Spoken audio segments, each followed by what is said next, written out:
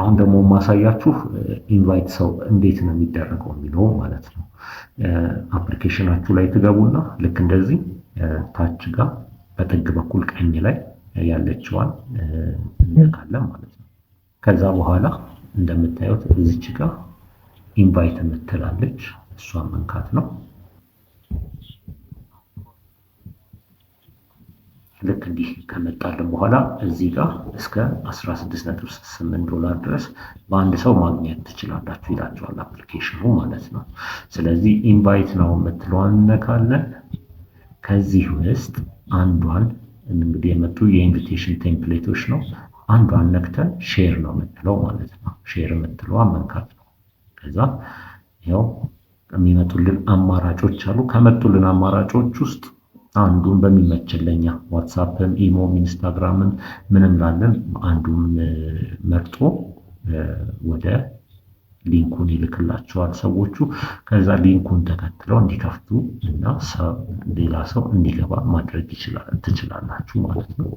ይሄን ይመስላል ኢንቪቴሽን። እዛ ጋር አሁን እስከ ብዙ ሰዎች አሁን 16 ዶላር ብሎ 16 አልሰጠንም እያላችሁ ጥያቄ ነበራችሁ። እዚህ ጋር መምጣት ነው። ጥያቄ ምልክቷን ከላይ ስነካት እንዲመጣልናል። እዚህ ጋር የሚያሳየን ነገር ምንድን ነው? የሚከፍለንን ነገሮች ነው ፕላትፎርሙ በዝርዝር ያስቀምጠልን ማለት ነው። የመጀመሪያው በሰባት ቀን ውስጥ ለአንድ ሰዓት አንድ ሰው ከሰራ ላይ ይላል ኢንቫይት ያደረጋችሁት ሰው 10,000 ይሰጣችኋለሁ። ቀጣይ ደግሞ በ7 ቀን ውስጥ ለ3 ሰዓት ከሰራ ተጨማሪ 10,000 ይሰጣችኋለሁ። 5 ሰዓት ደግሞ ሲሞላው በዛች 7 ቀን ውስጥ 10,000 ይሰጣችኋለሁ። አሁንም በዛችሁ 7 ቀን ውስጥ 8 ሰዓት ሲሞላ ተጨማሪ 10,000 ይሰጣችኋለሁ። አሁንም በዛች 7 ቀን ውስጥ 12 ሰዓት ላይ አንድ ሰው ሲሰራ ተጨማሪ 20,000 ይሰጣችኋለሁ ይላችኋል ማለት ነው። እነኚህ በአጠቃላይ ድምራቸው ስንት ሆነ? 60,000 ማለት ነው። 60,000 ደግሞ 6 ዶላር ማለት ነው። በዛ ነው የያዘው። ቀጥሎ ያሉት ደግሞ ክፍያዎች ምንድናቸው የሚሉት የጋበዛችሁት ሰው በአንድ ወር ውስጥ ላይቭ እየሰራም ፓርቲም ላይ እየሰራም ቢሆን ገቢ ወይም ደግሞ ጊፍት ሲያገኝ እና ያገኘው ጊፍት ለምሳሌ 0.1 ዶላር ሲሞላ ለእናንተ 1,000 ኮይን ሰጣችኋለሁ። 0.5 ዶላር ሲሞላ 2,000 ሰጣችኋለሁ። ኢንቫይትድ ሆስት አሁንም ዶላር 1 ወይም ደግሞ 10,000 በጊፍት ሲያገኝ 5,000 ከፍላችኋለሁ። ጊፍቱ አሁንም ያ በዚህ በአንድ ወር ውስጥ ነው እስካሁን ያለው ነገር ነግራችሁ ማለት ነው። አንድ ወር ውስጥ ዶላር 5 ድረስ የሚሆን ወይም 50,000 ፖይንት የሚሆን ጊፍት ሲያገኝ ለእናንተ 10,000 ይሰጣችኋለሁ።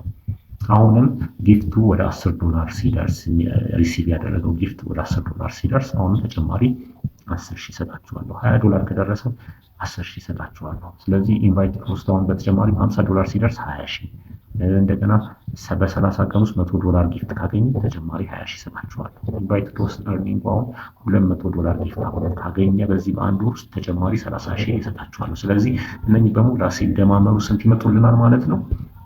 እዚች የተጻፈችው 16.8 ዶላሯ ትመጣለች ማለት ነው። እና ልክ እንደዚህ ያው በጋበዛችሁት ሰው ልክ ይሄን ያህል ፖይንት ክሌም አድርጋችኋል እያለ ያሳያችኋል ማለት ነው። እና የጋበዝነው ሰው ሰርቶ ሲጨርስ ደግሞ እዚሁ መተን ነው ሪሲቭ የምንለው ማለት ነው። ኦልሬዲ ሪሲቭ ስላደረኩኝ ለዛሬ 0 ነው የሚያሳየኝ። በዛ መልኩ መስራት ትችላላችሁ እና በዚህ መልኩ ነው ግብዣ የሚሰራው።